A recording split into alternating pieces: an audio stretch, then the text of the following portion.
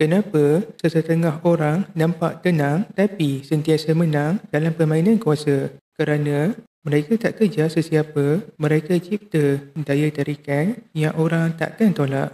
Hukum ke-8. Pastikan orang lain datang kepada anda. Gunakan umpan jika perlu. Hukum ini menasihati agar anda tidak terlalu mengejar atau memburu orang lain.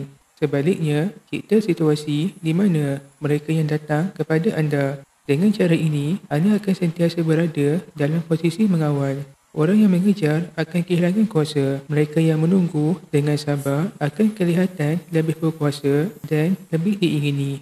Contoh sejarah: Talleyrand lawan Napoleon. Talleyrand ialah bekas Menteri Luar Napoleon yang licik dan penuh strategi. Beliau melihat Napoleon sebagai ancaman besar kepada kestabilan Eropah.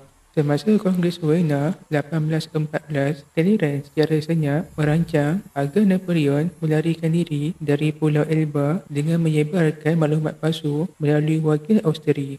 Napoleon kembali ke Perancis dan memerintah semula selama 100 hari, tetapi akhirnya tewas di Waterloo akibat kekuatan negara yang lemah dan sokongan antarabangsa yang telah disusun oleh Talleyrand. Melalui manipulasi licik dan perancangan jangka panjang, Talleyrand berjaya menghancurkan pengaruh Napoleon tanpa mengangkat senjata. Sebaliknya, dia hanya menggunakan strategi, persepsi dan diplomasi.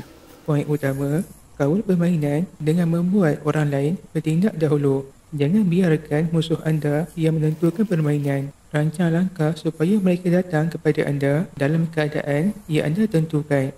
Kedua, gunakan umpan untuk menarik perhatian. Seperti pemancing yang sabar, anda boleh menggunakan tawaran, idea atau peluang yang menggiurkan untuk menarik orang kepada anda. Ketiga, jangan kejar, cipta daya tarikan. Mereka yang terlalu terdesak atau kelihatan seperti mengejar akan hilang kuasa. Sebaliknya, orang akan lebih menghormati mereka yang kelihatan suka didekati. Sekiranya anda ingin belajar 48 tipe muslihat yang digunakan oleh pemerintah untuk mengekalkan kuasanya dan mengelak dari dimanipulasi orang lain, boleh baca buku ini dan tekan link di bio untuk mendapatkannya.